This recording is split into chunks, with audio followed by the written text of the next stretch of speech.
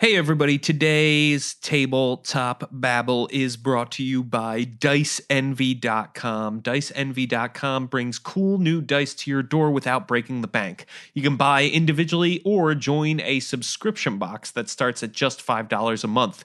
Use the promo code DSPN10 for 10% off your first order at checkout. You should really check it out. They've got acrylic dice, metal dice, mini dice, dice sets. You can buy dice individually, and they are all really high quality, awesome dice made by people who love dice. The subscription boxes are also really cool. They're little gifts you can get for yourself or another person. You can get the mystery micro box for $5 a month. You get a nerdy little gift. How many sides? How large? What is this die made from? It's all a mystery and it shows up at your door. Or for as low as $15 a month, you can get 5 to 8 dice arriving at your door each month. There are no obscure sided dice. It's always your D4s, D6s, D8s, D10s, D12s, or D20s. Check it out. DiceEnvy.com. Use the promo code DSPN10 at checkout for 10% off your order. This is Tabletop Babble. I'm James Introcaso.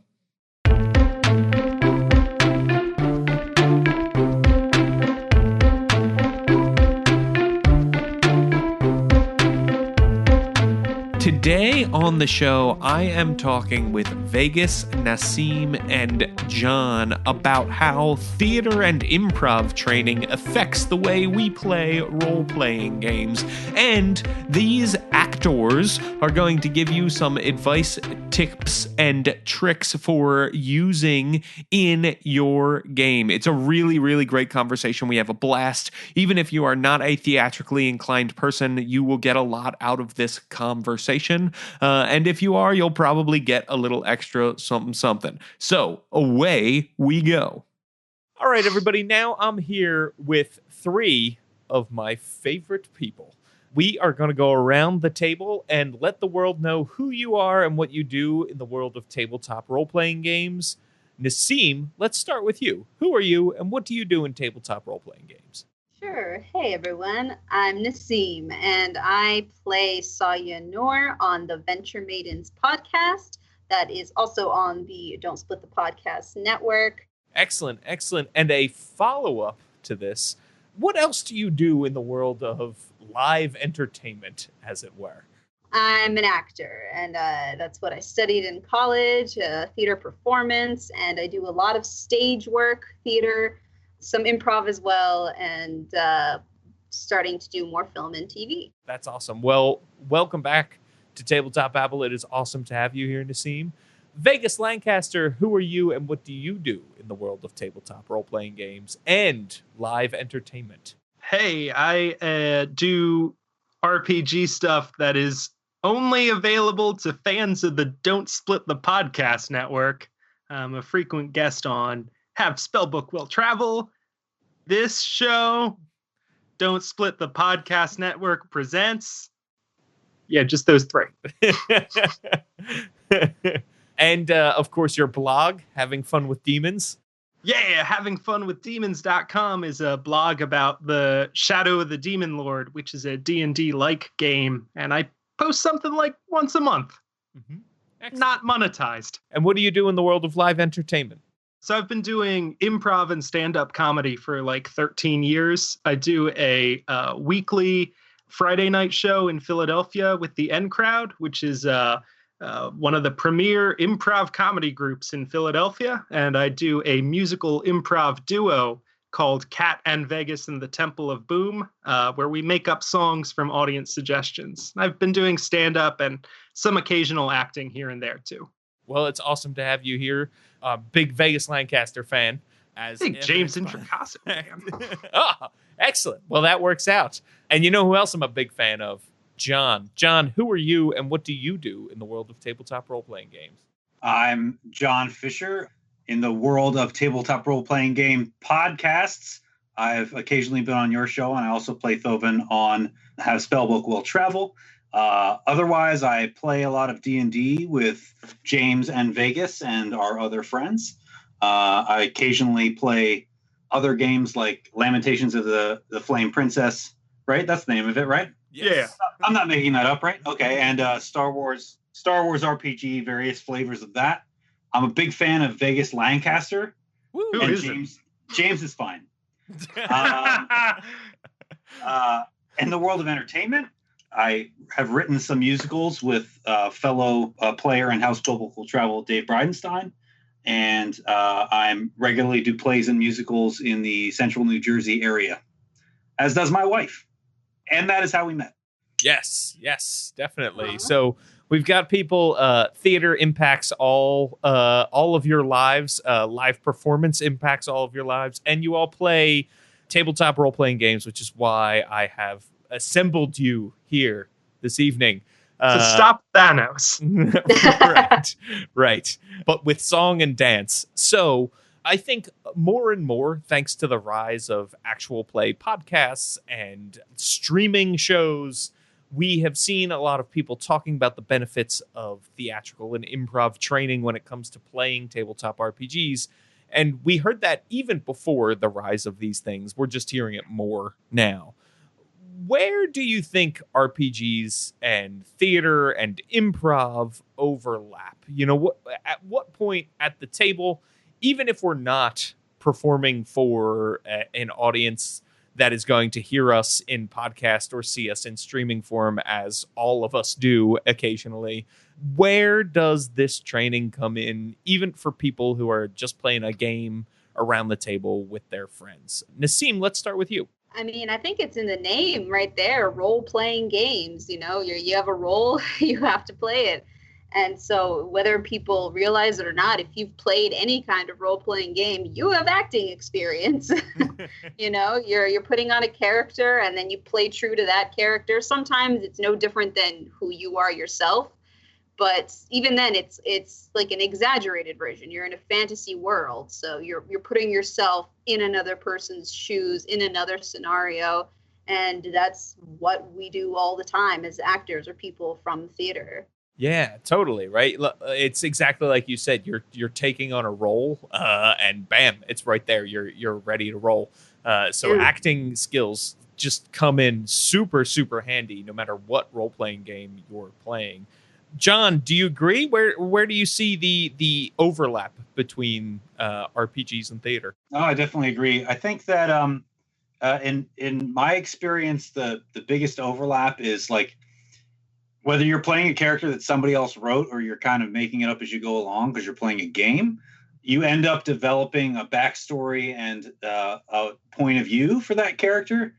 And in both cases, you're going to kind of react to the stimuli that you get, whether the stimuli are other actors on stage or other people playing the game with you, and what your DM is telling you is happening around you. And I think that in any case, just the goal is to live true to that character and that character's point of view. So I think that there's a lot of overlap in that sense. Yeah, that's we're getting very deep here, and sort of the search for truth, right? Well, I just think it's funny. It's easier to find funny specific things to do. You know, if you've decided that your character thinks that all dwarves are like children to them, then man, just remember that throughout the game, and it'll be fun. There's 2 points there that I think are really good. One is obviously, I think one of the basic things you talk about when you really start to get into acting is making specific choices. Right. And showing those. And I think when you sit down with someone who has made a specific choice about a character at a table, or a GM who has made a specific choice to play an NPC a certain way, it always comes off as more evocative than something that is a little bit more general, even if the specific choice is something that plays on fantasy tropes. Right. Even if the specific choice is like to be the dwarfiest dwarf that ever dwarfed. That is stronger than sort of shuffling around and being generally boisterous, but not having sort of those specific behaviors. And then the other thing that I would say is the idea that, much like rehearsal, the more time you spend with a script, right, the better you get to understand a character. The more time you spend playing a character, rehearsing, whatever it is, the better you get to understand that character sometimes. And I think that's true in role-playing games too. You see people, a lot of times people come in with this fully formed idea, but then as they get more into the game, especially if it's a longer game, you see new ideas develop about that. Do you think that's true, Naseem, of Soya in Venture Maidens? Like, do you think that as you have spent more time with her, you've gotten to know her better? Definitely. Because my particular style of gaming is I don't really develop too detailed of a background with my characters. I kind of let the story take hold and decide where they want to go, or where they came from even. So with Sawya, that's the same thing I did. And as she encounters new scenarios, whether it's just a battle or a prophecy of her past, it tells me right away, oh, this was not anything that was on my mind before, but this is exactly what Sawya would do in this situation. And it just almost happens naturally after knowing someone for so long. And that's part of the improv that comes into gaming, is even if you don't have a detailed background, you know enough about the character that you have an instinct right away when a certain scenario pops up. And that if that's your instinct, you should probably roll with it and play it through. Yeah. Yeah, that's the way to do it, yo. Yeah. Yeah, I used to be 40-page backstory guy. And then it was like, oh, well, this is a lot of work. And then I'm asking the GM to do a lot of homework, right? When you turn that over, you are able to fit better with the story, and you get a more satisfying experience, or at least I do. I get a more satisfying experience when I do what you're saying, with like come in with a few details known about the character and let that develop over time, and let the backstory then develop over time. I think there's a lot of reasons that's the best way to do a character too, because I was the same way, James. Early on, I would want to write a huge, interesting backstory for every character, and now I just have like a real couple of basic ideas, like this character, wants to be rich and is offended by having dirt on his clothes, or just a couple of specific things that'll recur a lot, and then you can learn everything else about that character as you play. An idea in improv you see a lot is you want the scene that you're watching to be the most interesting moments in those characters' lives. So I think it's better to, rather than write a backstory, which is like, this is where this person's moral philosophy and character developed in a bunch of pages that no one else is going to read, let those things happen at the table and in front of your friends, and discover it for yourself in play. And that sort of brings me, Vegas, you have done so much improv in your life. Where do the tenets of improv overlap with role-playing games? Where, like, obviously we could do a whole 6 hours on this, I think. So, but sort of, I think everybody knows about the yes and, right? Everybody knows about kind of the building blocks. Like, beyond that, where does improv overlap with role-playing games? I think there's a ton of overlap in that you're just making stuff up on the spot, right? That's pretty straightforward and obvious thing to say. But another thing you're doing in improv that's the same as what you're doing around the table is you're creating a story that's interesting for everyone, where you're not the only person making that story. There's going to be 3, 4, 5, 6 other people building that with you. And one of the best things you can do in improv, and I think this is true as either a DM or a player in D&D as well, is rather than try to make yourself look cool or look funny, try to make the people around you look cool or look funny. Because if everyone's trying to do that, then everyone looks cool and funny, instead of one person trying to steal the show or one person trying to dominate the game at the table. And we talk a lot about, when you're a GM, like focusing the spotlight on different players, but also, supporting other players when they are in the spotlight, pushing them into the spotlight, setting them up for the spotlight is one of the best things I think you can really do as a player, be it on stage or around the D&D table. So let me ask you all this then. Obviously, there's tons and tons of similarities. Are there any differences between the two. It's something people consume for entertainment now. So in a lot of ways, I don't know if there are. When I think about improv, like at first my instinct was like, oh, well, the dice and the rules and the yada yada. But it's like, but a lot of different performance pieces, improv games can have rules and some structure there to sort of allow the creativity to rock it out in different places and allow people to get creative, right? So do you think there are differences between the two?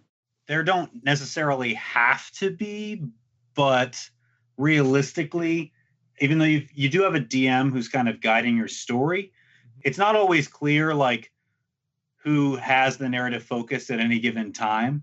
Mm-hmm. So like this is less improv and I think more scripted acting. It's usually clearer who or what group of people have the focus at any given time. So there's no chance, or there's less of a chance of accidentally stealing focus away from the person that would be the dramatic focus of a particular scene. Like it's hard for people to, and I mean, it's hard for me to identify that in the moment. And I think that is actually what makes improv so valuable as a skill in a role-playing game, because just like Vegas said, if you're focusing on making everybody look great, then that's less of a concern. But just from a narrative point of view, it's still, there's less of that through line, I think, in an RPG, or it's a lot harder to get that through line in an RPG than it would be in something that's scripted. As the performer, I mean. Yeah, I think that makes sense. Naseem, what do you think? Do you see a lot of differences between the two? Definitely not a lot. I'm struggling to think of something right now. But yeah, what John was saying, just to further his point, I feel like there's actually more guidelines in traditional improv than in role-playing in an RPG, just because at least in short form improv, you kind of have an objective. You're given an idea of like, oh, you're on a first time blind date and he takes you to, I don't know, Golden Corral. That's your scenario. Or there's like a game and there are the rules of the game where you have to freeze and come up and change the scene out of nowhere. Whereas in a story and in campaign, there's a huge overarching mission, or maybe there isn't one. You've just been playing a long campaign forever. But you can do whatever you want. You can go shop for an entire game, or you can go battle for an entire session, and there isn't even room for the role playing. But that's kind of the only one I could really think of. I feel like there's a lot more room to explore in D&D or RPG format than there is in improv. To build off of that, something that I did think of just now is playing an RPG, like a cool battle or a cool puzzle can be like the best part of a session. Mm-hmm. A cool puzzle will never be the best part of a play or an improv scene ever. Yeah. True. Also, combat looks terrible in improv shows. Sometimes it looks good in plays. Yeah. Have you ever listened to like Improv for Humans as a podcast where they do improv games like in podcasts and stuff? So it's really interesting to, as a podcast person, to hear things that are typically performed visually. The same thing with Dungeons and Dragons. And it's funny for me, Dungeons and Dragons works so much better because it's a thing I'm already used to visualizing in my brain. And improv is a thing I'm used to sitting and watching in a theater. So I'm used to there being more action in front of me and that sort of thing. And certainly live theater, so that production value thing is generally true unless you've got like Geek and Sundry budgets to, wow people with crazy, set pieces and things like that. That's very true. The live action difference is a huge part, but that's interesting that there's a podcast form of it.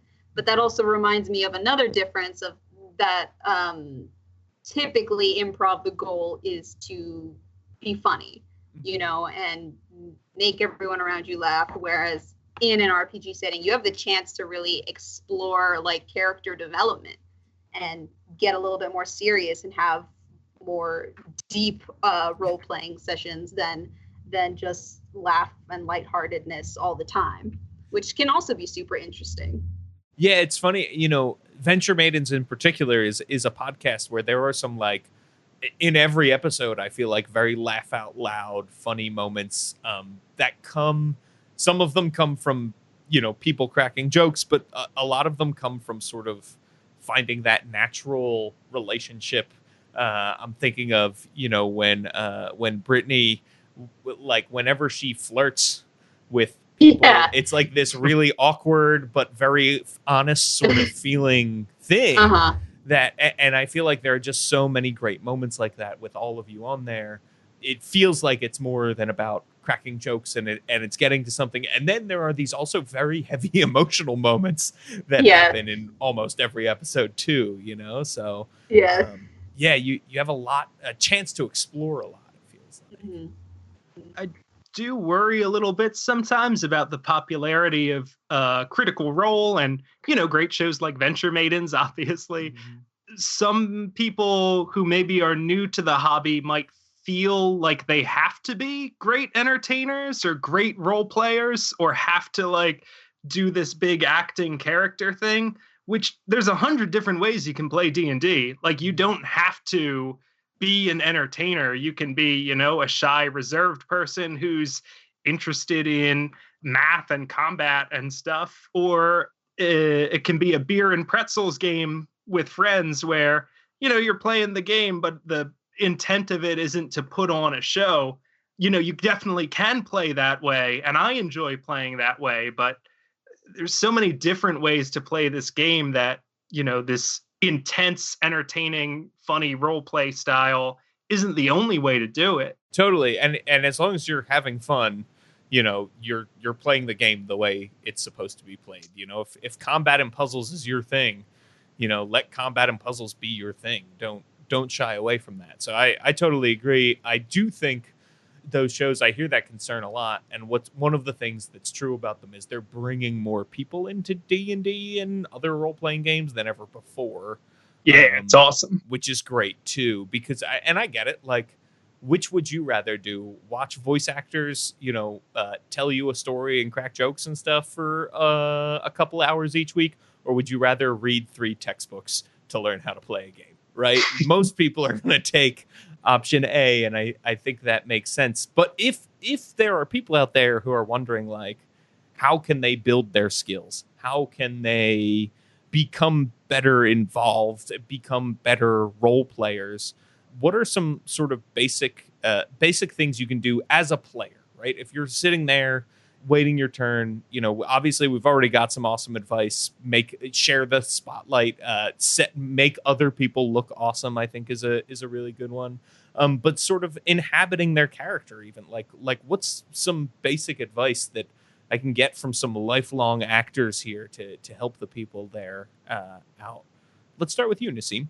I think it's helpful to kind of have a source of inspiration sometimes. Not always, if you don't have anyone in mind, that's fine. But I think especially if you're struggling to come up with someone new, maybe there's a character in the back of your mind that you've always really been entertained by, and you want to take a piece of them, or multiple people or whatever. Like, I know for Saya, even though she's a mix of a lot of people, I actually got a big chunk of her upbeat, sunny attitude from Chris Traeger from Parks and Recreation. So yeah, like it's not always your responsibility to come up with 100% new character that's never been done before. It's okay to take inspiration from other people. Totally. And it's great if you can gender bend like that, right? If you can take Chris Traeger, it's harder to recognize when Chris Traeger is suddenly now a woman, right? Mm-hmm. It's not as instantly recognizable. And the other thing is, if you follow the advice from before, where you were talking about letting your character develop, eventually you'll be like, oh, okay, now this is a mix of Chris Traeger and the experiences this character has had, and that kind of thing. It's a great way to go. Or jamming 2 characters together. It's Yosemite Sam and Bugs Bunny. That's a reference all millennials will get. Hey, everybody, just wanted to take a quick break to let you know about one of the sponsors for this podcast. I'm talking about Audible. Audible is an audiobook company that makes all kinds of amazing audiobooks, hundreds of thousands of titles. You should definitely check it out. Go to audibletrial.com/DSPN to get a 1-month free trial and a free audiobook download of your choice. One book you might want to check out, I'll Be Gone in the Dark by Michelle McNamara, narrated by Gillian Flynn, Patton Oswalt, and Gabra Zachman. This audiobook tells the story of one woman's obsessive search for the Golden State Killer. It is a really, really great, gripping tale, and you may know the Golden State Killer was recently caught. So this tale sort of helps sort it out, how it all went, and then you can supplement it with the news to see how it goes from there. Anyway, you can get this or any other audiobook of your choice when you sign up at audibletrial.com/DSPN. That's audibletrial.com/DSPN. All right, back to the show. Yeah. John, what about you? Do you have some basic sort of advice for people who are players in the game? Something that I've done in the last 3 games or so, which, when we add up the time, that's several years actually. But the last 3 or so games that I've played, long form games that I've played, and even the shorter ones, I find it's fun to figure out what my character won't do sometimes. Sometimes he's whoever it is, maybe it's annoying and he doesn't want to do something that would help the story follow the railroad, but could still work around to get to the same end goal, right? But it's not even that I necessarily have a plan from the beginning. My character's never gonna take the left route. He's always gonna take the right at the fork. But at some moment you'll be playing the game and you'll think, you know what? No, this doesn't fit. This doesn't fit what I've done before. And just pay attention for those moments. And sometimes that's a lot of fun. But don't make it every moment, because then everyone will get really upset with you. The game can really only take so much of that, but it's still fun to do it every once in a while. It feels earned if it's something that is consistent with the character, and if it's something that it happens occasionally, like you said. Those sort of moments are great moments at the table when they're earned like that. Being contrary for the sake of being contrary, right, is not right. That's frustrating, but sometimes you realize everything you've been doing leads up to a certain thing in the moment, and if you feel like it's contrary just that one time, I would say go for it, even if you wouldn't otherwise. Mm-hmm. Yeah. My other piece of advice is try funny voices. Vegas would agree. Yeah, that's a great idea. Just today I started a funny voices document in Google Docs, because I was like, I feel like I have about 3 voices that I do. And then I was like, oh, but what about, and essentially I wrote down, like Naseem was saying, characters that I was like, I will, even this person has a distinct sounding voice, and I will attempt to do their voice. And so now I can pull up the list whenever a new character comes up and be like, oh, who are they? All right, they're going to sound like Moriarty from Sherlock. And, I can go into whatever my version of that is.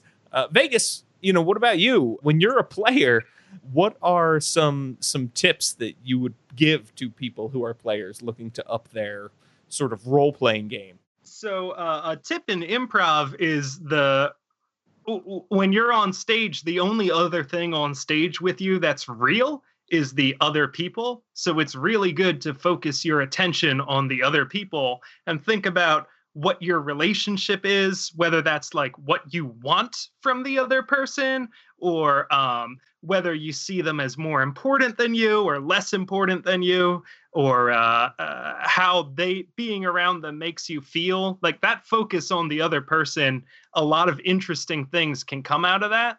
And I think the same thing can be true at the table if you're focusing on your character's relationship with the other characters in the party. Because, obviously the DM is just one person and they present a rich, interesting world, and your character has obviously a relationship with that world, but then there's 4 other people sitting around there who you can have interesting relationships with. I'm glad John is on the show today, because one of my favorite moves I did in a game in the past year. I was about to bring this up. Yeah, It's one of my favorites too. We were playtesting something, and John came in as a new character in a campaign that was already ongoing.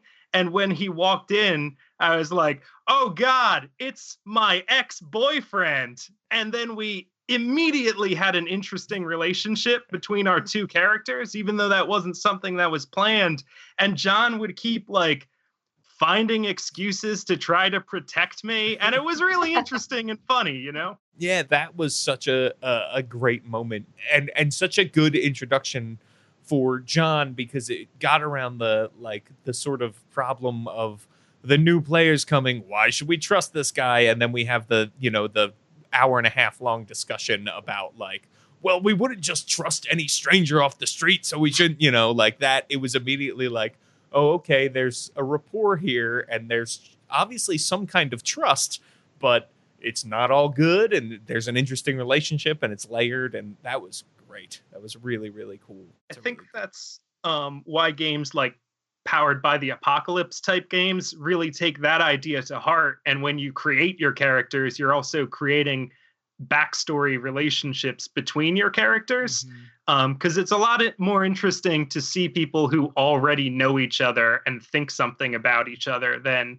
people who are strangers. Yeah, I think that's true, and I think it's why a lot of people move toward the session 0, no matter what system they're playing. And it's also why when I run a game, I'm like, look, you all already know each other. We're not going to take the time to talk about like you're in a tavern and the yada, it's just like you've been together. You all are adventurers. You know what you're doing, right? If you're playing D&D or whatever it is. So yeah, I agree with that completely.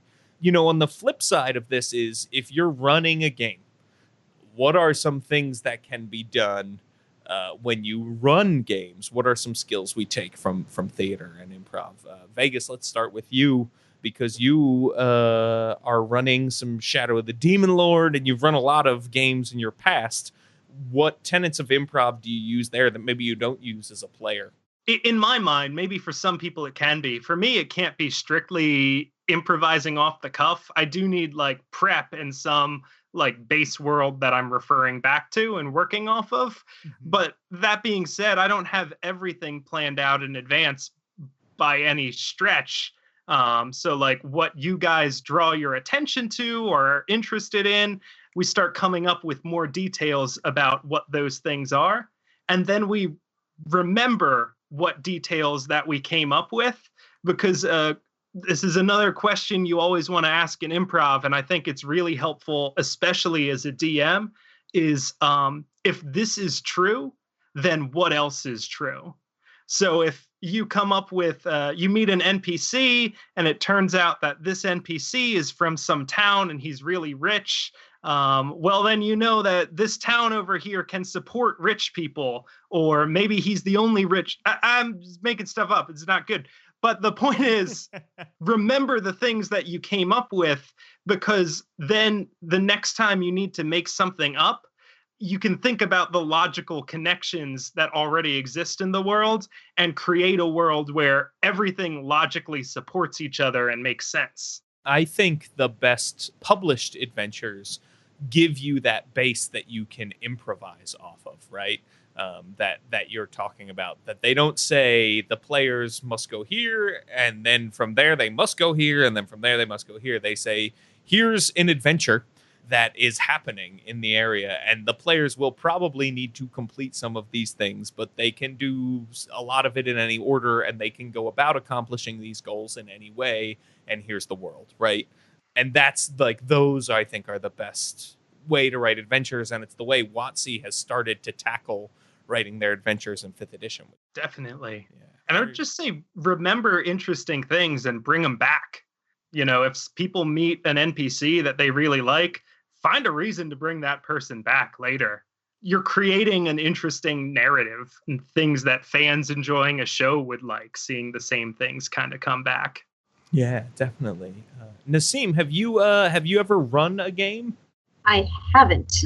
Oh, all right. So is there anything, and I'll swing back to you while you can ponder this, but like, is there anything that Celeste does, or that you other GMs you've run with, like, that they do that you think like, oh, this is great theater, like this is a great theater skill that you can identify because you're a pro.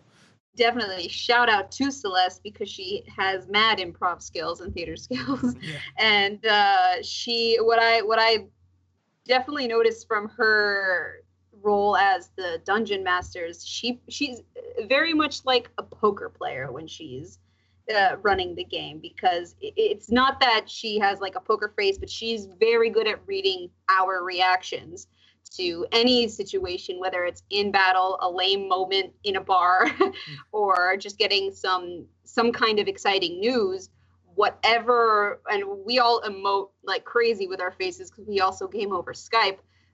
So she'll take just even like an eyebrow raise, and she'll know that whether it's fear or excitement, and use that to inform what her NPCs are going to react towards us.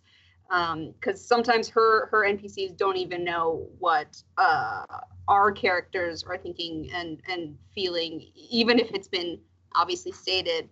So, I mean, she's been really good at just saying, oh, she's clearly afraid of entering this dark room. Let's put more of those in this story. Or she doesn't trust magic, so we're going to have this new NPC that fights with magic be the new love interest, and that's going to be an interesting relationship because you have a poor history with magic users.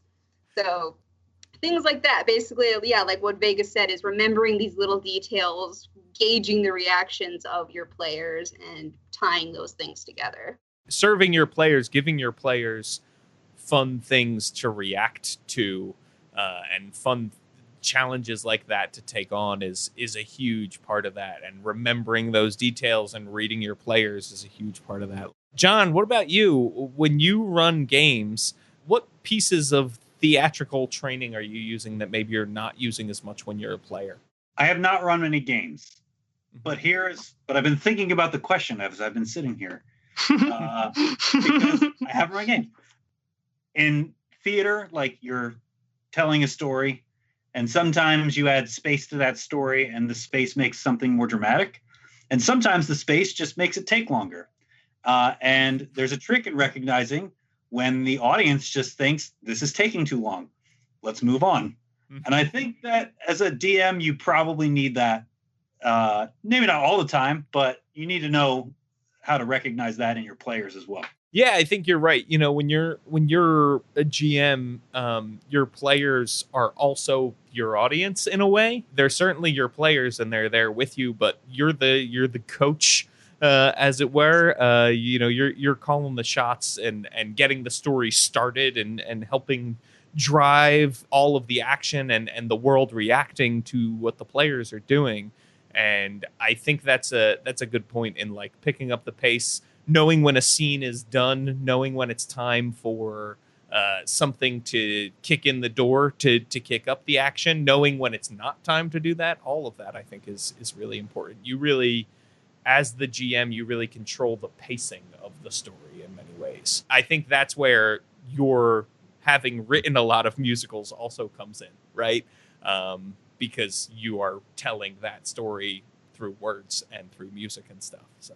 Yeah, no, definitely when you're writing anything, but certainly when you're writing something that is going to be performed, that's always in the back of your mind. Like, when's the next interesting thing going to happen? Because you gotta keep those coming, whether it's funny or sad or scary or whatever. It needs to. You're there to entertain an audience. You're there to have fun. So make it fun in some way, right? Yeah. So I really like every session to have a solid kind of beginning, middle, end story structure. And that's tough to force to happen because, people are doing their own thing and you don't want to railroad the story and that kind of thing. But that sort of pacing and keeping that in mind is a good way to try to make that happen in a single session. Yeah, very true. Very true. So we've given a lot of advice out there, but there are a fair amount of people. Feels like everybody I talk to who plays D&D, probably 80% of them have some form of theatrical training, or at least it plays in high school, right? And so when you sit down to play at a table with people who don't have training, this happens to me a lot when I go to like a game store or a convention. And I sit down at a table, and there are people who are maybe more timid about jumping right into the role playing. How do you stop from dominating that? How do you stop from being like the one person who talks to every NPC and drives every single conversation? And, how do you encourage others to take the reins when maybe they're not as eager to do so? Vegas, what do you do? Because I feel like you are a pretty big personality. Yeah. And you play some pretty big, wacky characters. So how do you go about that? Yeah, I mean, I definitely, if I feel like I've spent a lot of time focusing on myself, I'll try to check myself and hang back, in the next scene, or just try to throw the focus onto someone else and be like, hey, what are you doing over there? Something like that, to, make sure people feel like they have the opportunity to say and do the cool stuff they want to do. Yeah, I think that's good advice, right? Like if you feel like, oh man, I've been talking a lot, or I've been doing this, just hanging back is one great way to do it. Sometimes what happens is if you've been involved in a lot of stuff and people like want you to join the action, they will have their character jump forward to try to draw you back in the scene. And that's a way they get themselves involved then. How about you, Naseem? Have you ever played with like people who are more timid and don't have as much theatrical training? And how do you stop from taking over? The funny thing is that though I have played with people who aren't in the theater scene, they're actually not timid at all. The ones that I've played with, they're very vocal, and they do actually tend to dominate the scene and things like that. And I find myself hanging back quite a bit. But if I do see someone who doesn't know how to really jump in and get the role playing going, or do something interesting, but they want to, if it's within my character's ability to act this way, I'll try to encourage them to jump in by like saying, my character wants to do this with your character, so come do this with me and tell me what they want to do now. I think that'd be a good way to get someone a little bit more involved and excited to do a little bit of role playing or action or anything like that. But yeah, for the most part, I've been playing with some very vocal people. I'm going to steal that. John, what about you? How do you sort of get everybody involved at the table when you are a player? Naseem and Vegas have said some pretty good stuff here so far. The only things that maybe I try to focus on, because I don't worry about that as much, but when I am worried about it, I come to a moment where I just decide I want to know what this person's opinion is, like this character's opinion. So if they haven't come into the story a lot recently, I'll just, I'll ask them what they think before we move forward, because my character doesn't always have an opinion. Sometimes the character's opinion is really strong, but sometimes they just want to go along with the group. So to do that, you have to find out what the group wants, Yeah. I think that's just like in life when you're hanging out with friends, right? Sometimes it's like, we absolutely should go here. Like, I'm craving this. We got to go eat this, blah, blah. And sometimes it's like, look, I just want to hang out with you guys. Wherever you want to go is fine. Like, that bar sounds great. Let's go, right? That dragon, want to kill it? Sure. Sounds good. I'm on board, right? Well, now I want to flip the tables around and talk about the issue from the other side, which is, do role-playing games help you with your craft? Are there things from role-playing games that you think, or by playing them, have made you better actors, sharper in what you do? John, let's start with you. I mean, might seem mundane, but seriously, I was talking about silly voices before.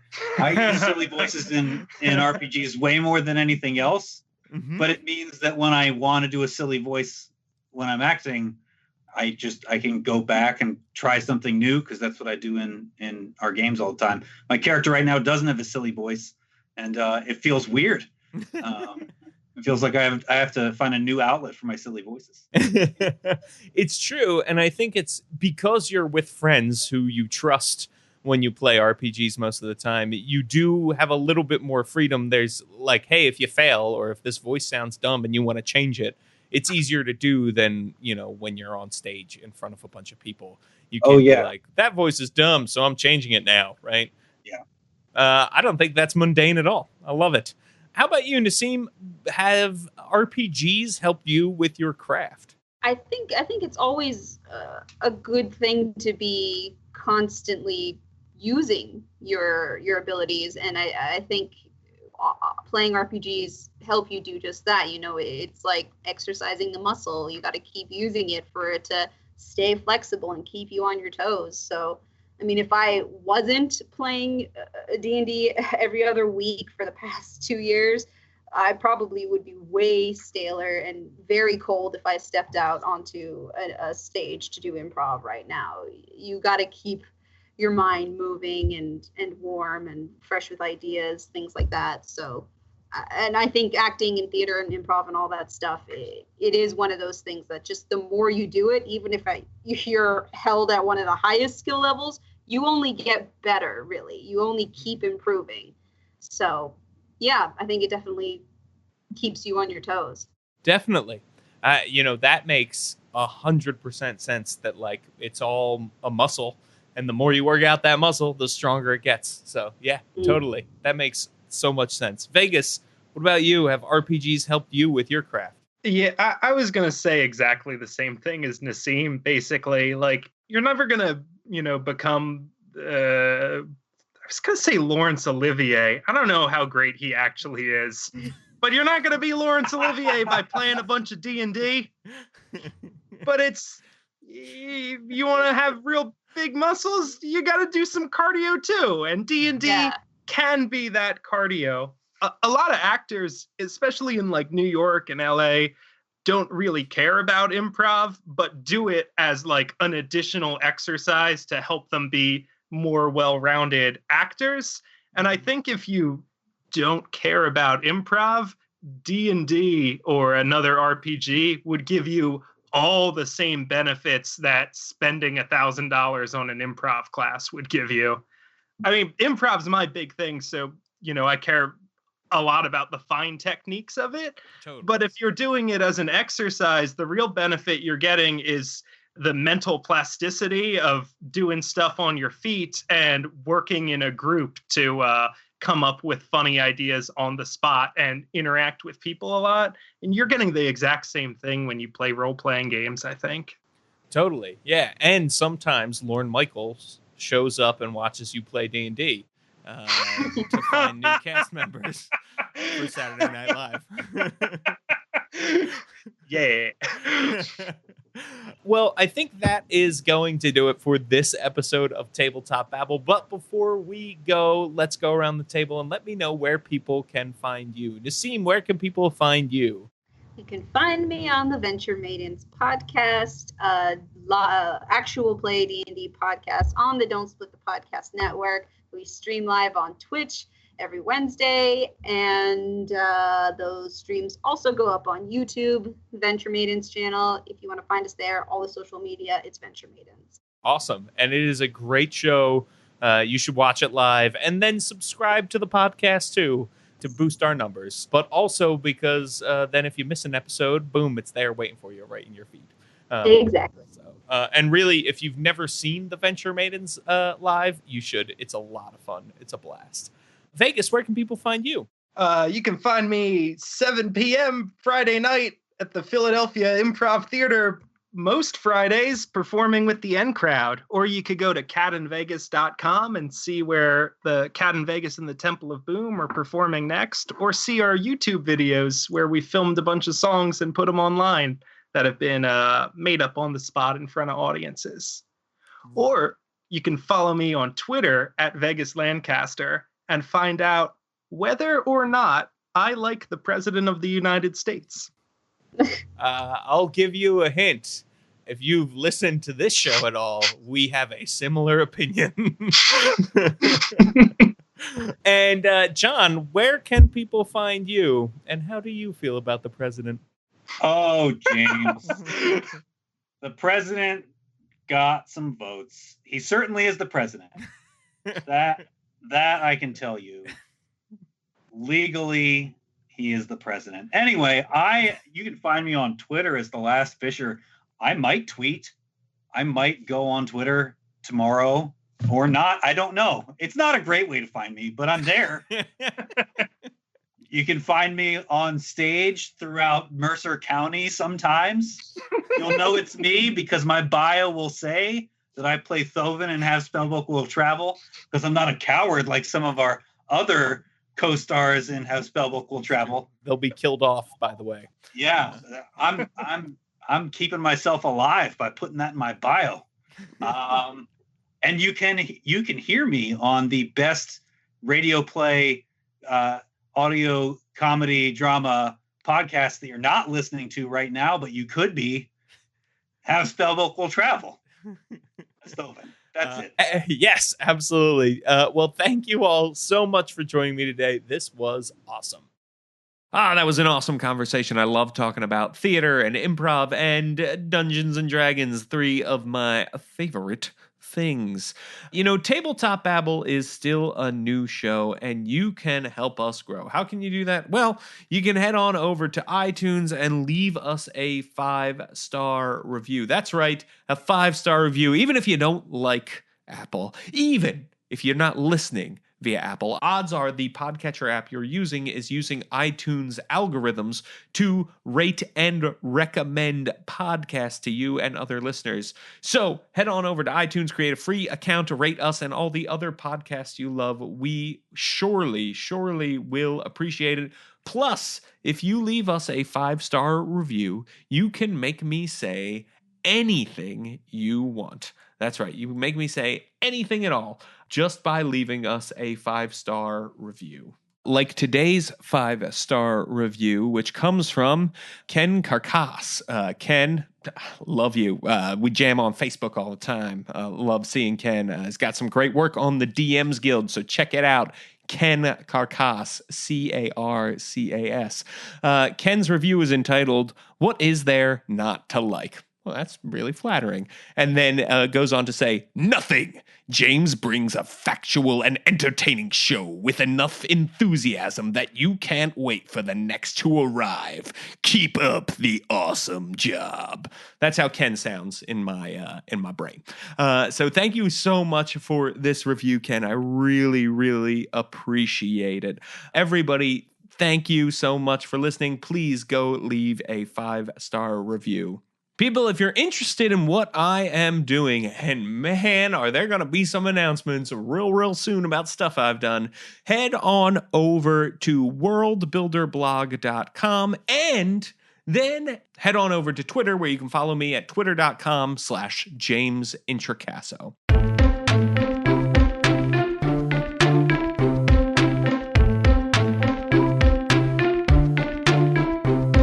Tabletop Babble is a show on the Don't Split the Podcast Network. Thanks to Rudy Basso for founding it with me. Our theme music, which you're listening to right now, was provided by Battle Bards. Don't forget that RPGs are like sex. Sometimes all you need is theater of the mind. Hey everybody, just wanted to let you know that this podcast was brought to you by Code 2050, which is kickstarting right now. Go check it out. It's a lightweight rule set extension that gently layers onto D20's 5e system without changing a single existing rule. It keeps everything you love about the world's greatest role-playing game: the combat, the races, the monsters, the magic, and adds tech, drones, cars, computers, guns, explosions. I got a chance to play this on this month's DSPN Presents, and you should definitely check it out. This was a blast. It's D&D in the future, in the real world. There's an app for adventurers that is amazing that you're using to make contacts and go around and stuff. You've got the internet at your fingertips, but there's kobolds and there's dragons and orcs and stuff. And you've also got all kinds of drones and cars and computers, and it is super, super fun. You can tell any story with Code 2050. It's every bit as flexible as 5e. You want a fun romp with plucky adventurers dispatching fantastic monsters? No problem. You want a dark and gritty cyberpunk adventure in the neon-lit and ever-moist streets of a densely populated Asian neo-city? Bam, you got it. Check this out over at legendarypants.net/DSPN, where you can browse the 2050 resource document and learn a little bit more about the world of 2050. And you can check out the Kickstarter, which is going on right now. That's legendarypants.net/DSPN.